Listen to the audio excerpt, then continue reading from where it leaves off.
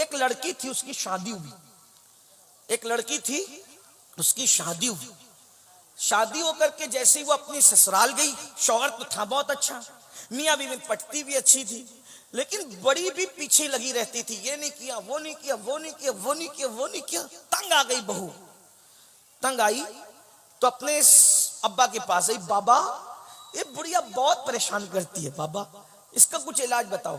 باپ شریف تھا، شریف باپ نے کہا بیٹا وہ تیرے شوہر کی ماں ہے، اگر وہ بک بک کرتی ہے تو تو اپنی ماں سمجھ کر اس کو برداشت کر۔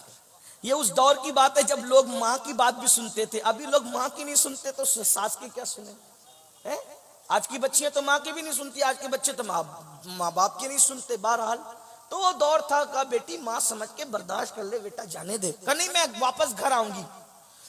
باپ نے کہا بیٹا شریفوں کی بیٹیاں شادی کا جوڑا پہن کے نکلتی ہے تو شوہر کے گھر سے پھر وہ کفن پہن کے نکلتی ہے، ہمارے یہاں شادی کے بعد واپسی کا کوئی تصور نہیں ہے۔ اور یہی میں آج کے ماں باپ سے بھی کہنا چاہتا ہوں، اپنی بیٹیوں کو شے دے کے بگاڑو مت کہ ہم پال لیں گے، ہم پال لیں گے۔ ارے تو اپنی بیٹی کو سونے کے گولڈ کے پلنگ پہ سلا سکتا ہے، لیکن جو شوہر دے سکتا ہے کیا وہ تو دے سکتا ہے؟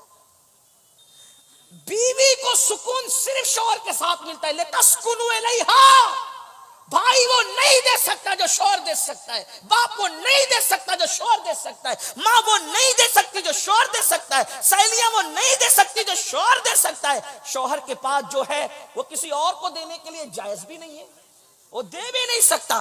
اس لیے قوم کی بیٹیوں سے کہتا ہوں، اگر اللہ نہ کرے زندگی میں کوئی ظالم شوہر مل جائے، نباہ کر لو، کر لو نباہ، کیونکہ ہمارے نبی نے فرمایا جو اپنے شوہر کے ظلم پہ صبر کر کے نباہ کرے گی، ایسی عورت کو اللہ حضرت آسیہ اور مریم کا ثواب عطا فرمائے۔ اور آپ سے بھی کہتا ہوں نا کہ اگر ظالم بیوی مل جائے، ہو بھی سکتا ہے، اگر مل جائے آپ بھی صبر کریں، موچوں پہ تاؤ دے کر طلاق کا پلان نہ کریں۔ طلاق مرد لوگ نہیں دیتے، نامرد دیتے ہیں۔ اگر مجھے نامردوں کی فہرست بنانے کی اجازت مل جاتی تو میں ان کے نام پہلے نمبر پہ رکھتا جنہوں نے بے قصور بیویوں کو طلاق دے دیا ہے۔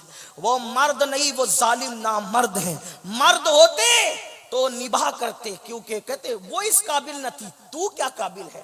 اس لڑکی نے سوچا ابا تو شے نہیں دے رہے، ابا تو میری مدد نہیں کر رہے، تو اس لڑکی نے کیا کیا، اس کے ابا کے گہرے دوست تھے ایک حکیم صاحب، اور وہ واقعی حکیم تھے، یعنی ایسی آلو چالو بازاری آدمی نہیں، وہ واقعی حکیم تھے۔ حکیم یعنی حکیم کس کو کہتے ہیں سمجھتے ہو نا، وہ جڑی بوٹی کی دوائیں وغیرہ بناتے ہیں۔